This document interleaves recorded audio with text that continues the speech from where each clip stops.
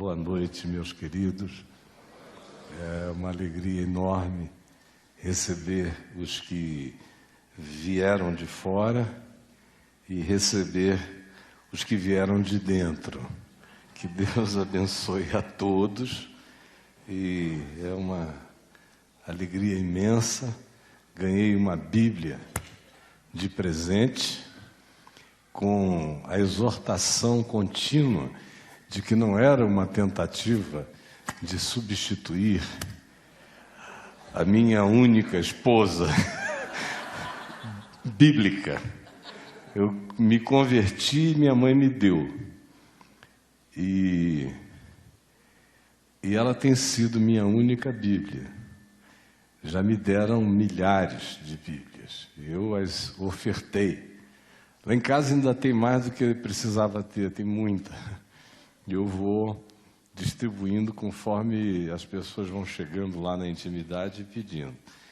Mas essa aqui, quem me deu foi o Cláudio, da estação do Caminho da Graça, em Mogi das Cruzes, e é dono da Mega Store, lá, e cristã de Mogi das Cruzes. Ele escolheu a minha versão, com letras grandes, realmente eu consigo ler. Posso ler o Evangelho de Carreirinha outra vez, sem óculos. Letra grande. E couro puro, que é uma raridade. Sim, eu sou do tipo que passei a vida, essa Bíblia aqui, coitada, ela está há 45 anos, fez aniversário agora, apanhando de mim e de todo mundo. Ela já foi repaginada umas 5 vezes. Livros ficaram impossíveis de serem lidos, de tanto que eu marquei. E também dos muitos tapas que levou, coitada. Uma vez arrancaram a primeira epístola de João, todinha, numa mordida. Uma pessoa que se enlouqueceu, endemoninhada, na minha frente, ouvindo uma oração, e deu aquele tapão e meteu a mão, caiu aqui, justamente na primeira epístola de João. E ela arrancou e botou na boca, saiu. Ó, aí fizeram tudo de novo e eu estraguei tudo outra vez. Solta, para lá e para cá. Mas é uma impossibilidade essencial deixá-la. E eu vou ter essa aqui ao meu lado ali no Papo de Graça. Muito obrigado.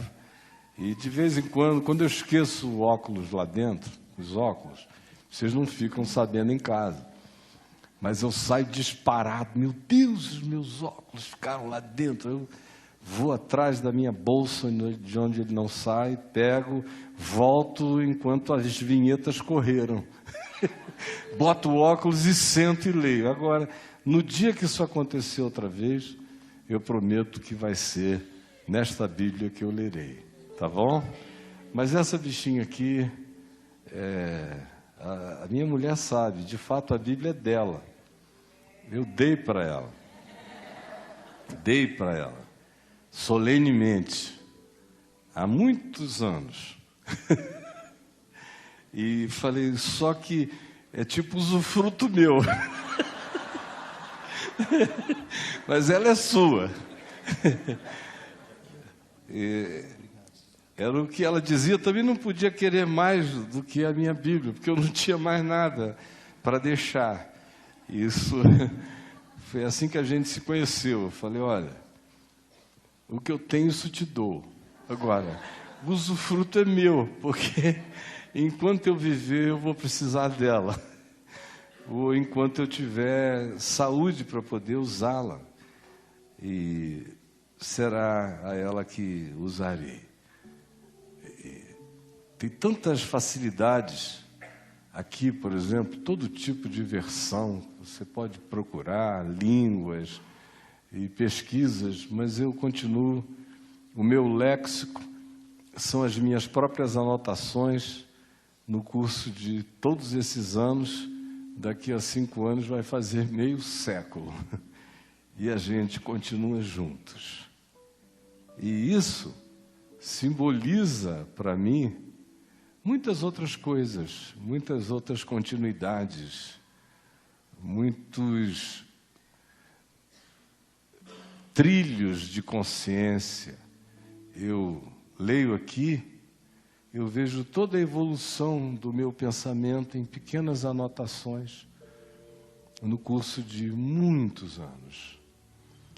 E muito registro de dor, de sofrimento, tem muita sinalização de luz, de coisas que subitamente me iluminaram, de fases e estações da vida, até o tempo em que eu parei de anotar, porque simplesmente não tinha mais muito onde. Ela foi ficando tão... ela própria, que até caneta dificilmente escreve, né?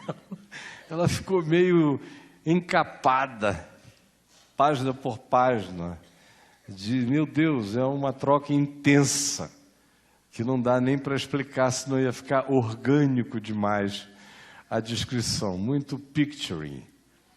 Mas, depois de ter sido informado e tendo a informação que não me era nova, chegado como boa nova, naquele dia, naquela hora, desde então, logo nos dias posteriores, eu a ganhei e venho lendo nela assim, com essa amizade. De modo que a minha viagem em Deus, lúcida, consciente, crescente, está aqui, marcada e até não marcada, mas na minha memória, sinalizada mesmo onde na circunstância eu não anotei nada, mas na minha mente a impressão está toda lá, de modo que eu não preciso nessa Bíblia nem procurar. Eu sei onde está, eu sei essa Bíblia. Porque a palavra que ela contém me sabe, me soube, não é letra, é espírito, é vida, é presença, é Deus em mim. E aqui é apenas a expressão e a manifestação histórica desse crescer.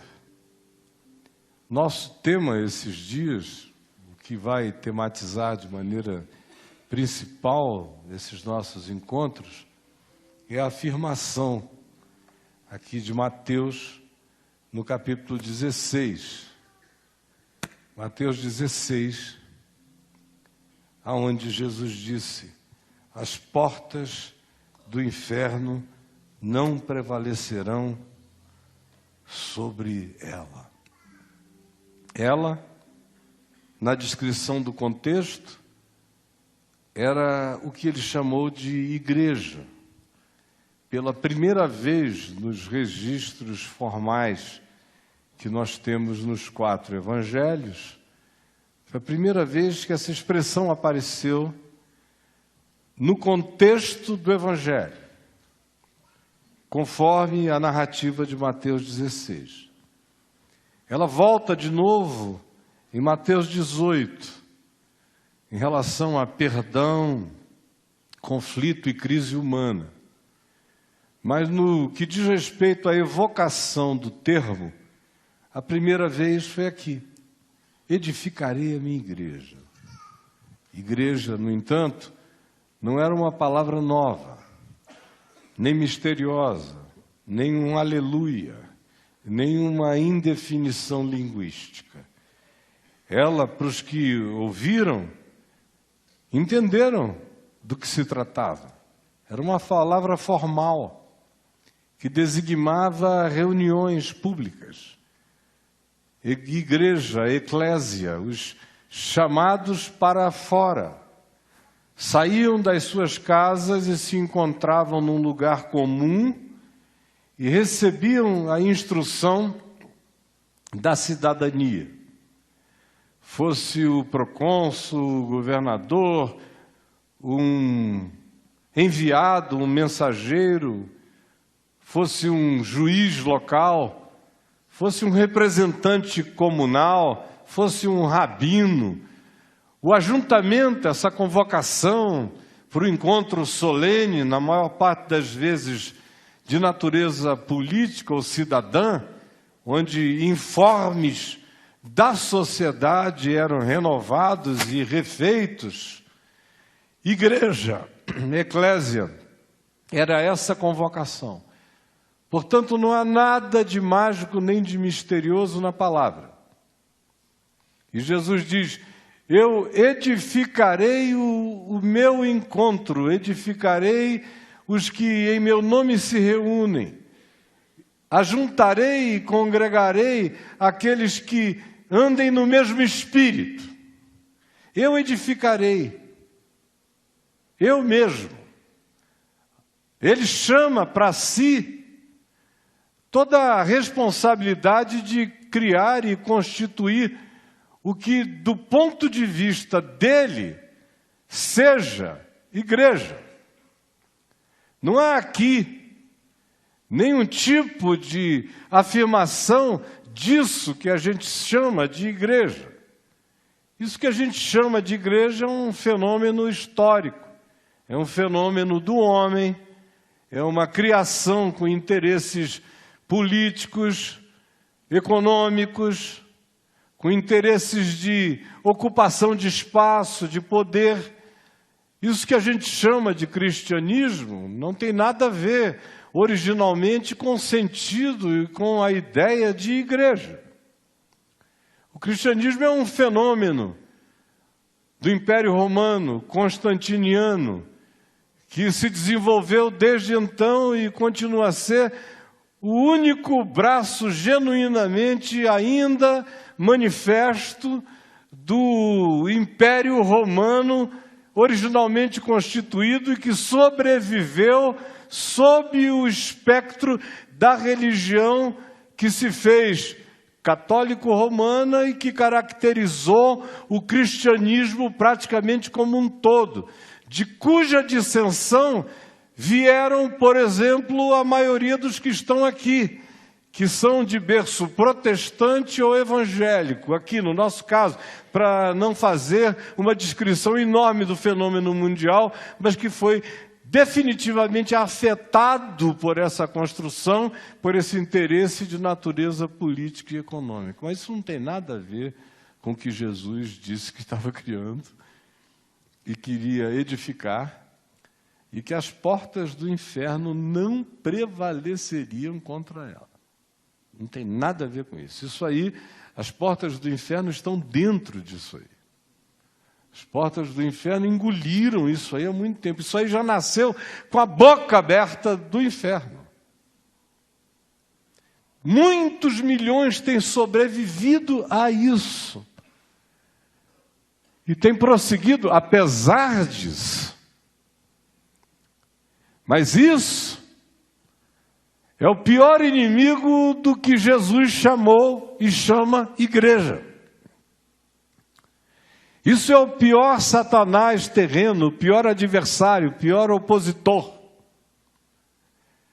Porque isso se manifestou como o pior de todos os modos e formas e sutilezas de estelionato que se poderia criar.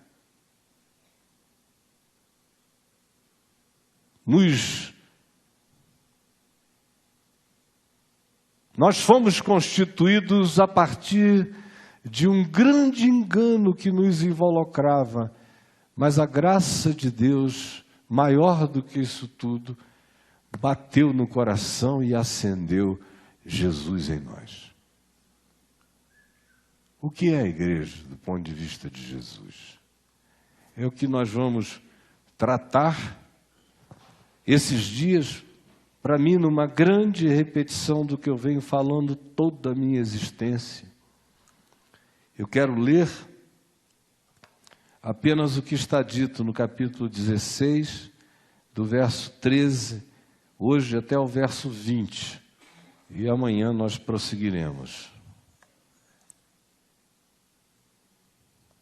Abra seu celular. Na versão revista e corrigida, revista atualizada da Sociedade Bíblica do Brasil, versão João Ferreira de Almeida, se quiser ler comigo. Role até o verso 13 e daí em diante. Indo Jesus para as bandas de Cesareia de Filipe, perguntou aos seus discípulos: quem diz o povo ser o Filho do Homem? O Messias, o enviado, esse ungido que é Deus entre os homens, o Filho do Homem. Quem dizem as multidões, o povo? E eles responderam: uns dizem que tu és João Batista, que tinha sido morto e que, apesar de morto, a influência, os eflúvios, quase uma espécie de possessão lúcida de João Batista teria acometido a Jesus. Era um assunto do povo. Outros dizem Elias. Elias já morto muitos séculos antes, vários séculos antes, voltou e se manifestou.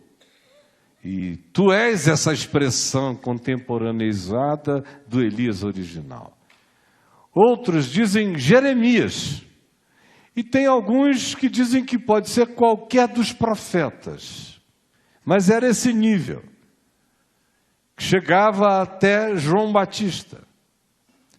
Aí Jesus diz: mas vós, vocês, disse ele, quem dizeis que eu sou? O que vocês dizem? Respondendo, Pedro disse: tu és o Cristo, o Filho do Deus vivo. Então Jesus lhe afirmou: bem-aventurado és, Simão, porque não foi carne, não foi sangue, não foi cerebração, inteligência, não foste tu que alcançastes, não foi a tua constituição, nem a infinitude do teu pensamento que chegou a isto como conclusão, mas foi o meu Pai que está nos céus, quem tu revelou. Também eu te digo, com a mesma força desta convicção que em ti penetrou, e tu disseste, tu és o Cristo, o Filho do Deus vivo, eu também te digo, que tu és Pedro, e sobre esta pedra, a saber, tu és o Cristo, o Filho de Deus vivo, essa consciência, essa confissão, essa loucura, essa declaração em fé, sobre esta pedra, que tu cuspiste do teu coração para a história, sobre este fundamento, sobre esta consciência, sobre essa pedra eternamente de esquina, tu és o Cristo, o Filho do Deus vivo. Eu edificarei a minha igreja. Tu és o Cristo, o Filho do Deus vivo. Esta é a pedra. Sobre ela, nunca sem ela, porém nela, eu edificarei a minha igreja.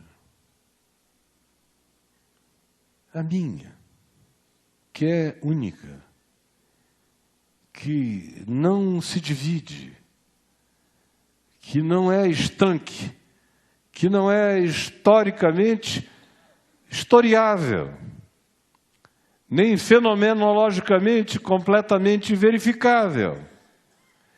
tem expressões e se manifesta, mas está para além daquilo que os diagnósticos e daquilo que a percepção humana consegue ver no horizonte imediato ou na linearidade da própria história.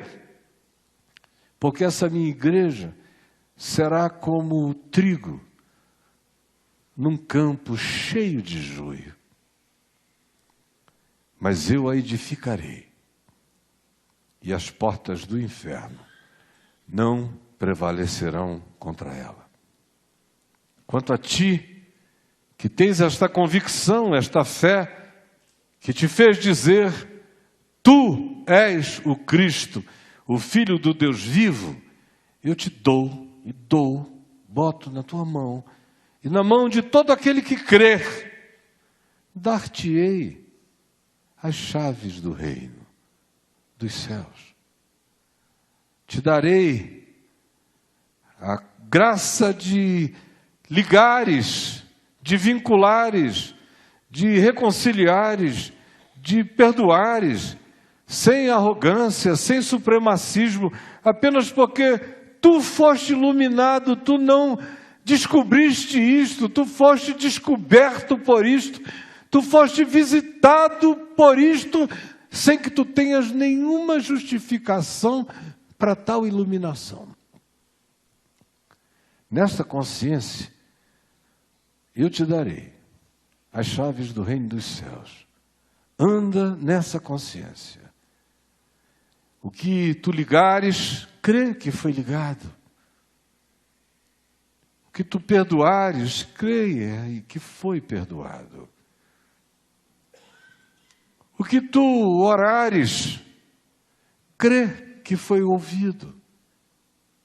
O que tu desligares, por causa da estupefação, da iniquidade, da maldade, da perversidade, aquilo do que tu te desligares, aquilo em relação a que tu não quiseres levar nem a poeira das sandálias do teu pé, porque é ódio, é antivida, porque é anticristo, porque é anti-humano.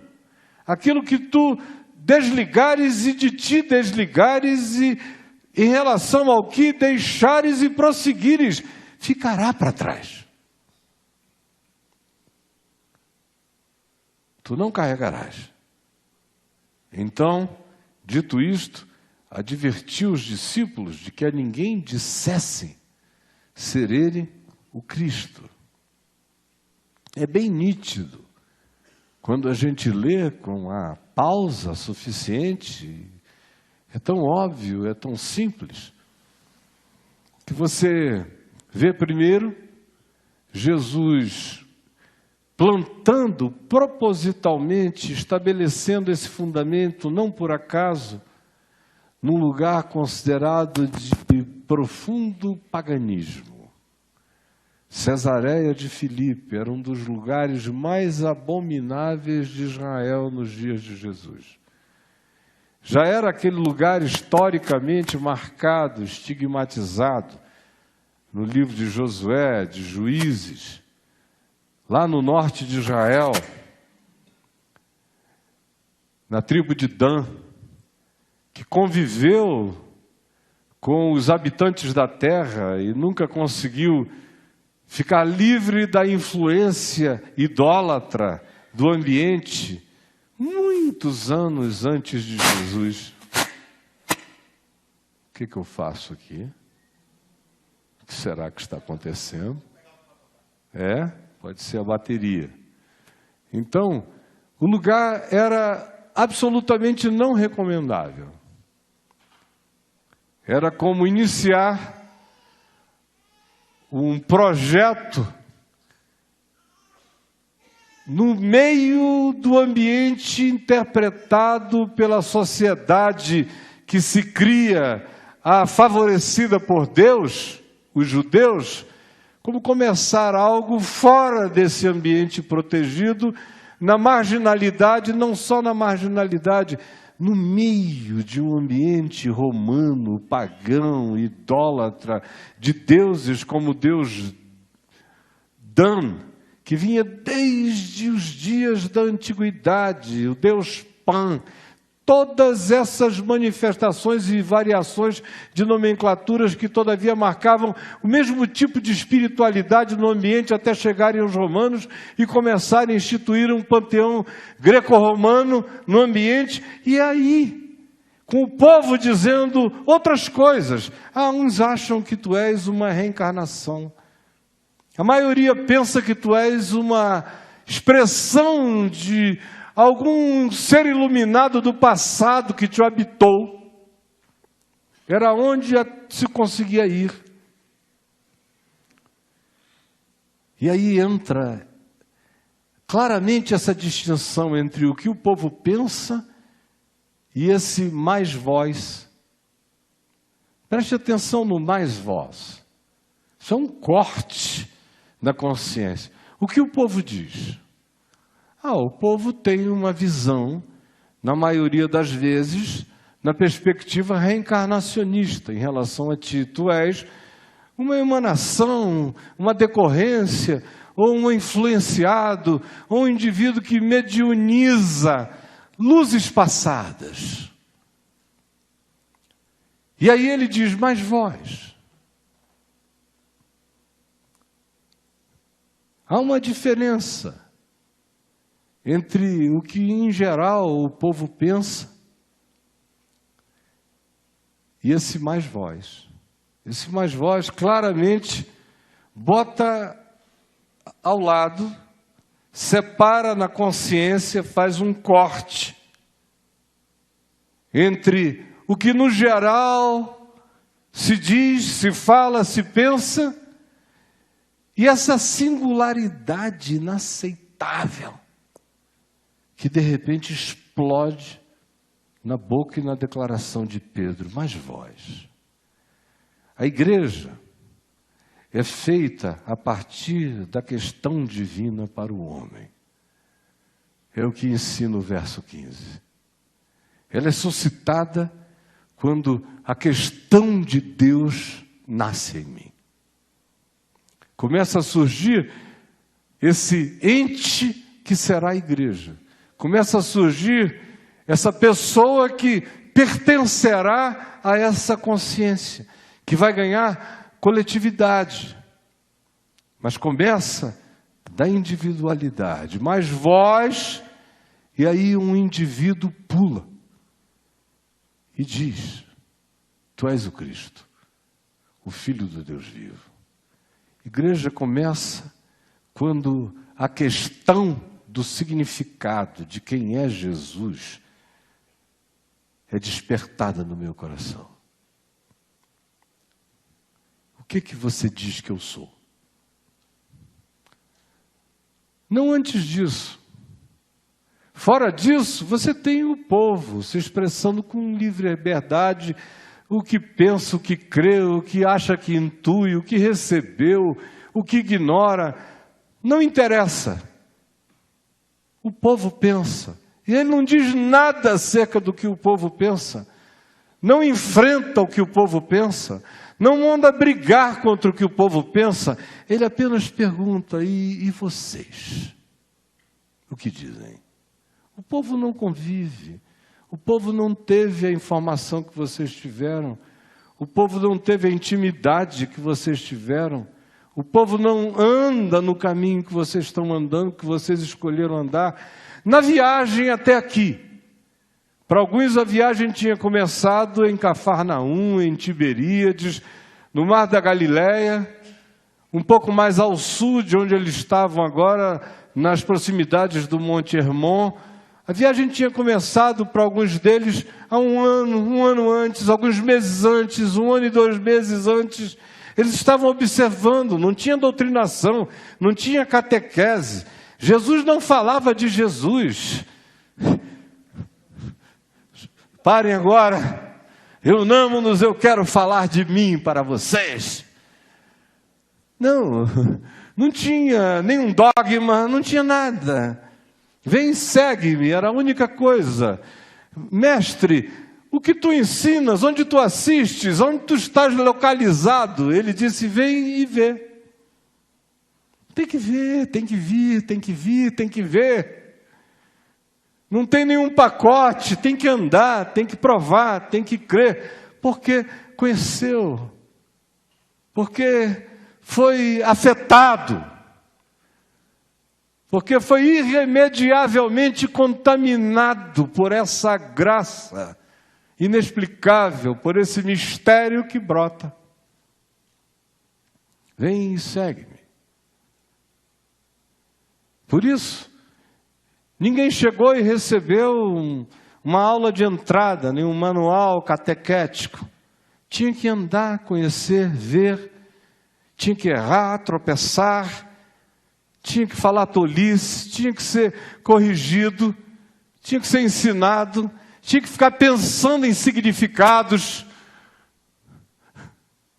parábolas. Tinha que ver aquilo que ele dizia sendo aplicado no cotidiano. E aí chega esse dia, essa hora, em que nesse lugar da antítese, do cenário do acolhimento, no cenário oposto àquilo que a piedade religiosa imaginaria como sendo uma cenografia e uma localização adequada para alguma coisa dessa expressão de revelação, no absolutamente configurado pela ignorância e com todas as vozes das impressões equivocadas, ele pergunta, mas e vocês? No meio da vida, o que dizeis que eu sou? Tu és o Cristo, diz Pedro, o Filho do Deus vivo. Por isso é que eu digo a vocês, que em primeiro lugar a igreja nasce quando o coração humano responde à questão divina plantada em nós. Nunca antes. Ninguém é igreja antes dessa questão chegar como uma perturbação. Aí o verso 16 nos diz que igreja é resposta humana como confissão da habitação de Deus no homem. Pedro diz, tu és o Cristo, Filho do Deus vivo. Para nós que estamos aqui, é difícil compreender o que isso aqui significou originalmente. Porque nós somos todos pessoas amestradas, que nascemos no ocidente da terra, com a cristandade impondo os seus ritos. A gente ouvia badalos de sinos, alto-falantes de templos e paróquias. Ave Maria.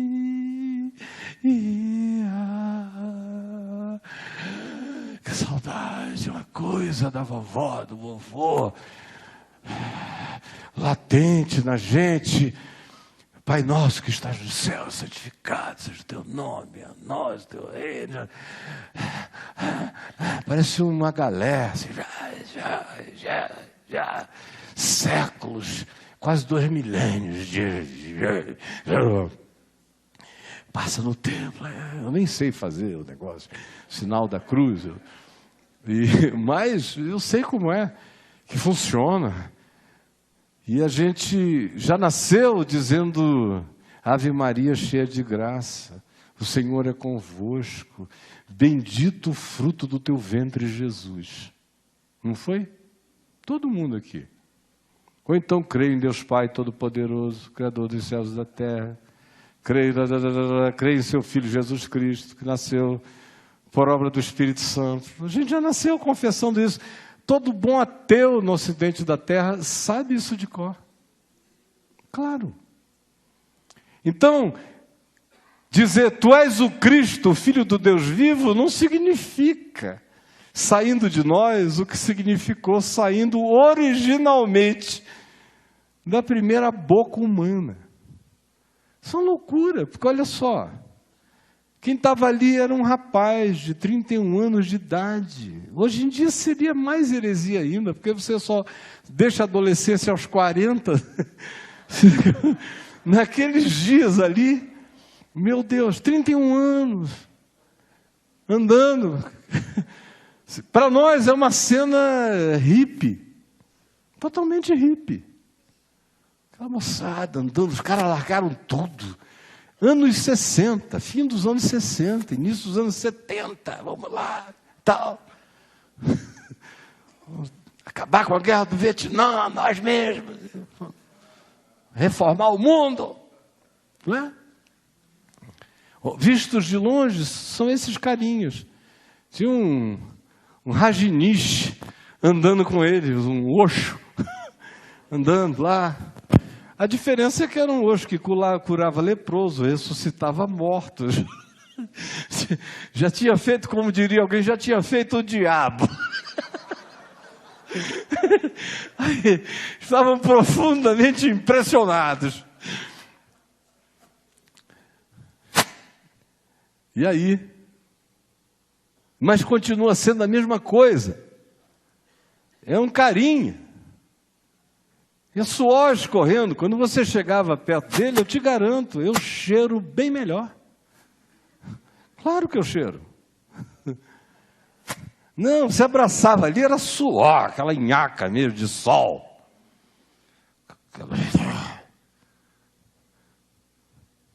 O cabelo dele era sol. A barba era poeira. Aí você está ali com esse cara emanando humanidade por todos os poros. Eles já tinham feito muito cocô juntos. Muito. Muito, muito. Eles pensam o quê? Que tinha banheirinho? Ladies and gentlemen? Não. Tinha nada não. A moçada chega e zapa-te. Um montinho para lá e para cá e vum. Vocês estão pensando o quê? Que Jesus fazia para cima? Tinha um anjo recolhente pegando atrás? Ah, pelo amor de Deus. Ficava em pé aquele bando de caras ali, todo mundo no deserto da Judéia, na Samaria, em tudo que é lugar. Vocês estão pensando o quê? Dorme, ressona, ronca, tem mau hálito. Somos muito inocentes. Jesus escovando o dente lá, bochechando. Pedro, não, era aquele bando de gente catinguenta, juntos. Aí Jesus pergunta, e o povo? Ah, o povo diz isso. Você está bem cotado. Só está associado a gente boa. Foi salvo da Lava Jato, da percepção do povo. Mas e vocês, o que dizem? Tu és o Cristo. E vós o que dizeis? Obtém essa resposta, tu és o Cristo, o Filho do Deus vivo. Isso é um absurdo. Isso é patético, minha gente. Eu não sei como é que alguém acha isso normal. Eu acho absolutamente inconcebível. Inaceitável. Então Jesus lhe afirmou, feliz tu és, Pedro, porque não foi carne e sangue quem tu revelou, mas o meu Pai que está nos céus.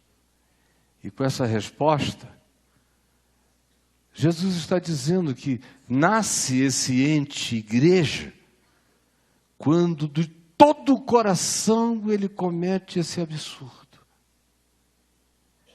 Quando ele dá essa resposta humana, como confissão da habitação de Deus no homem. Aquele que está ali na presença dele não é só um iluminado, um ungido, um inspirado, é o Deus vivo, é a expressão do Deus vivo. Na consciência do povo judeu, até dos menos instruídos quanto Pedro, o Filho do Homem, prometido já desde o profeta Daniel, seria o próprio Deus entre os homens. Era tão extraordinário que eles imaginavam que isso viria com uma glória celestial tão sublime e implacável que todos aceitariam, mas de repente isso nasce numa estrebaria. E não aparece de lugar nenhum, vem cocô, suando, caindo, ralando, derramando sangue, se cicatrizando, vivendo como qualquer outra pessoa, e de repente explode em amor, em graça, em cura, em milagre. Dele emanava poder. Eles entraram em estado de estupefação, mas não o bastante. Jesus disse, nada seria o bastante para justificar essa declaração. Nada. Tu és o Cristo, Filho do Deus vivo. Tu és Deus no homem. Tu és tudo que Deus é e tudo que o homem pode ser. És tu. Isso é absolutamente louco, vocês não perceberam ainda não? Aí depois fica o pessoal querendo racionalizar a sua fé. A minha não é racionalizável. A minha não é. Eu entendi isso de saída. Que não dava para explicar. Não é carne nem sangue. A minha carne, o meu sangue, o meu cérebro, a minha inteligência, só são bons o bastante para me declararem peremptoriamente que eu não alcanço. Eu não admito. Eu não aceito. É louco. Ou é uma revelação de Deus que me atinge, ou não é nenhum tipo de racionalização que me demonstra isso. Não é demonstrável. Deus só é percebido em Cristo uma vez que a estranheza dessa luz explode em mim. Não por evocação minha, mas por provocação divina, que me ilumina e que suscita em mim a resposta do absurdo. Igreja é a reunião dos que recebem a revelação do absurdo. Desses que dizem, tu és. Aí tem igreja. Onde não tem essa loucura, não tem igreja. Tu és. Feliz és tu, porque não fostes tu. Foi meu Pai quem te revelou o absurdo, que ou vem como revelação, ou não se conclui jamais como elucubração. Jamais. Por isso, também, a igreja é a reunião das consciências geradas pela revelação. O ente igreja, o ser humano igreja, naturalmente, aonde quer que aconteça, ele identifica, ele quase que fareja, e tem um vínculo inexplicavelmente feito com todas as outras consciências que são geradas no mesmo berço dessa loucura inexplicável. Tu és o Cristo. E essa é uma das coisas mais loucas de tudo. Tudo isso é uma loucura, não é? Agora, uma das coisas mais loucas é que é real. Tem gente que me ama mais do que pessoas que estão próximas a mim, por um vínculo inexplicável, justificável por nada, exceto pela unidade na mesma consciência. Você abre a boca e a sua energia vibra, e no coração do outro indivíduo o mesmo diapasão é encontrado, a mesma frequência. Todo mundo que recebeu a revelação é acordado.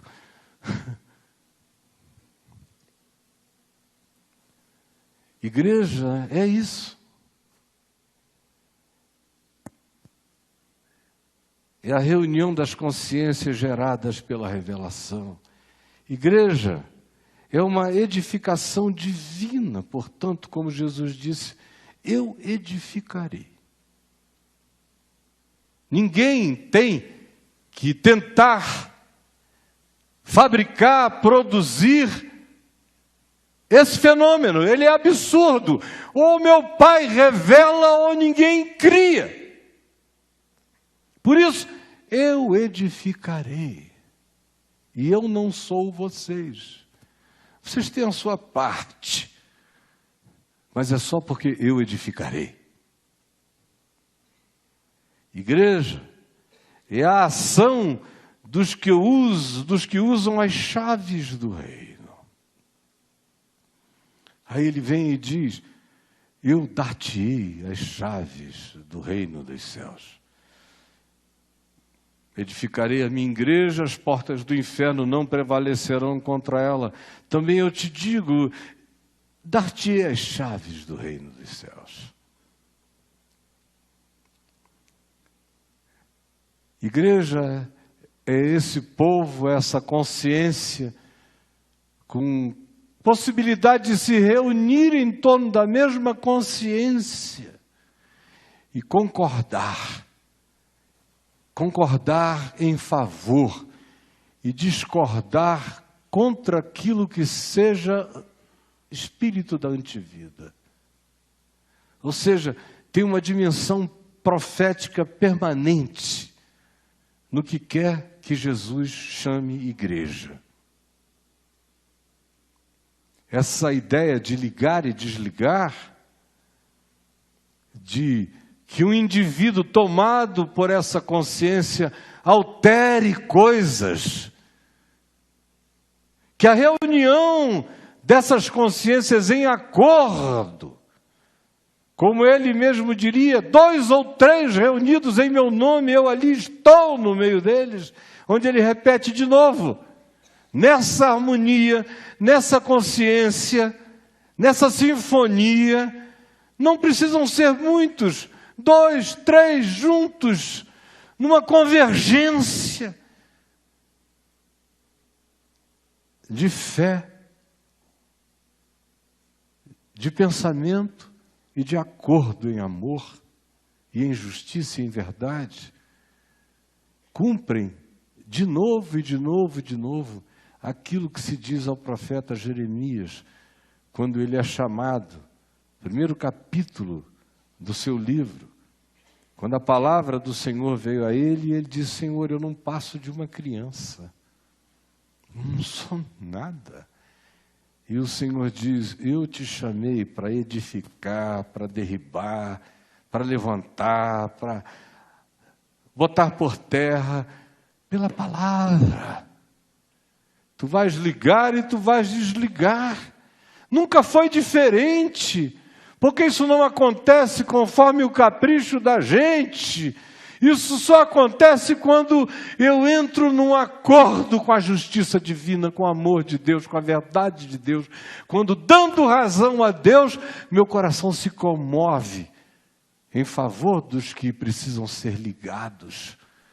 E aqueles que são desligados, não são desligados pela minha soberania, eu me desligo daquilo que é mal.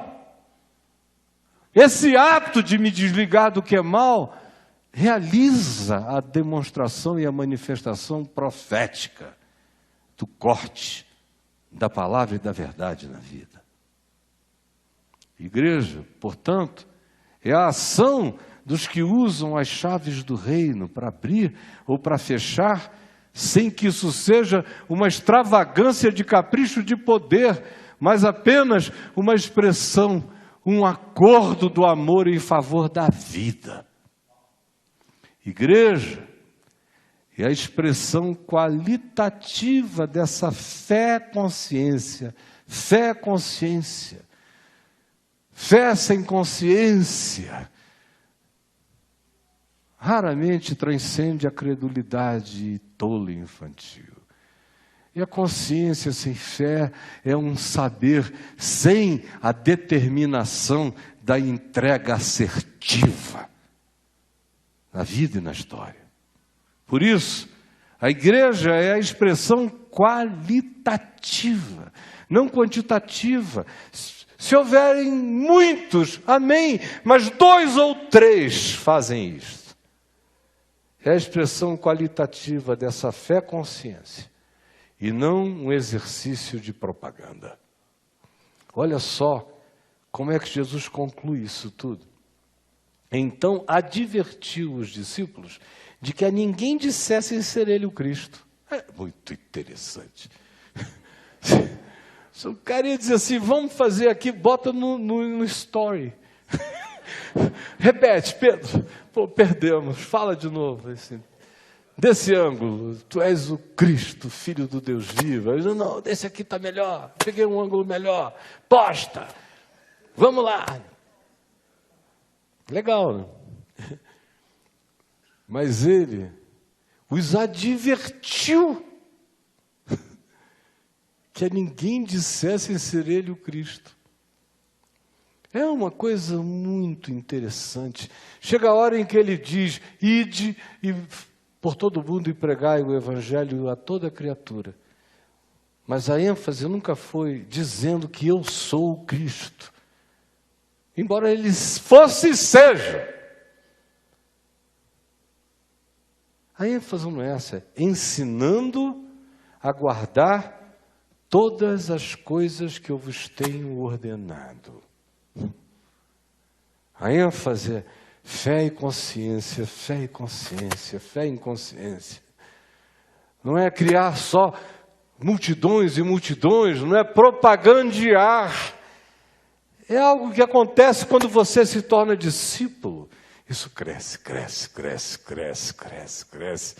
Aquele ensino vira gente em ti, vira Deus em ti.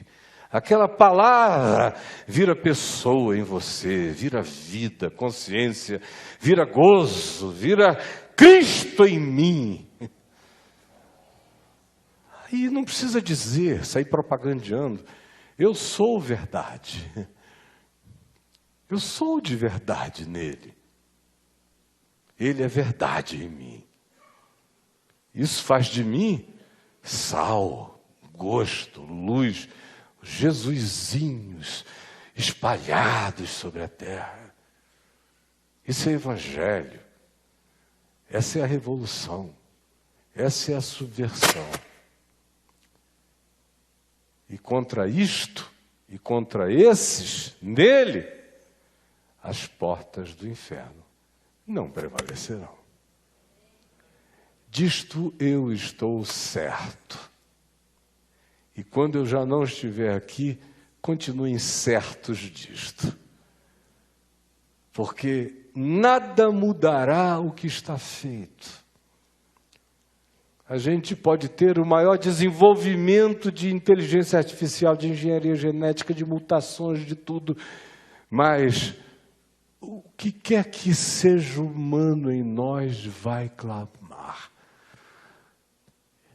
E as questões de Deus vão continuar a provocar qualquer que seja o traço de humanidade remanescente na mente e no coração humano.